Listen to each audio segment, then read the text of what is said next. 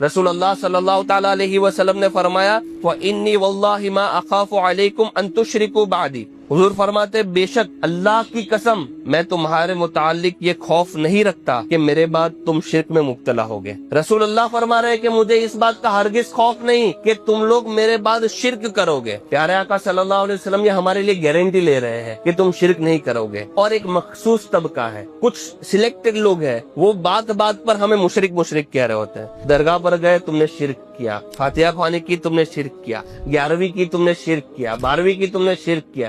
ارے بھائی وہ شرک نہیں ہوتا، شرک مطلب اللہ کے برابر کسی کو ٹھہرانا۔ ہم نے کبھی رسول اللہ کو اللہ کے برابر نہیں ٹھہرایا، کبھی غوث پاک کو اللہ کے برابر نہیں ٹھہرایا، کبھی غریب نواز کو اللہ کے برابر نہیں ٹھہرایا۔ ہمارا عقیدہ بالکل کلیئر ہے، اللہ وحدہ لا شریک ہے، اللہ کی ذات کے برابر کوئی آ ہی نہیں سکتا۔ ہمارا عقیدہ یہ ہے کہ اللہ کے نبی صلی اللہ علیہ وسلم اللہ کے بندے رسول ہیں، مخلوق ہے۔ ہم اللہ کے رسول کی عبادت نہیں کرتے، ہم غوث پاک کی عبادت نہیں کرتے، غریب نواز کی ہم نے کبھی عبادت نہیں کی ہے، ہم ان کو مانتے ہیں، ان سے محبت کرتے ہیں۔ تو آج الحمدللہ ہم ایسے نہیں ہیں، لیکن ہمیں لوگ مشرک کہہ کر دین سے نکالنا چاہتے ہیں کہ بھائی تم لوگ شرک کرتے ہو۔ ہمیں تو حضور کے قول پر 100% بھروسہ ہے۔ حضور نے کیا فرما دیا؟ مجھے تم میں شرک کا خوف نہیں ہے۔ ہم امت محمدیہ شرک نہیں کرتے، اور حضور نے کہہ دیا شرک کا خوف نہیں ہے۔ بس کچھ لوگوں کو شرک کا بخار چڑھا ہوا ہے، جو سب کو مشرک ثابت کرنے میں لگے ہوئے ہیں۔ اللہ تعالیٰ ان سے ہماری حفاظت فرمائے۔ جو بنا وجہ ہمیں شرک کے فتوے آ رہے ہیں، یہ لوگ پاگل لوگ ہیں، ان کو عقل نہیں ہے، ان کو شعور نہیں ہے، مسلمانوں کو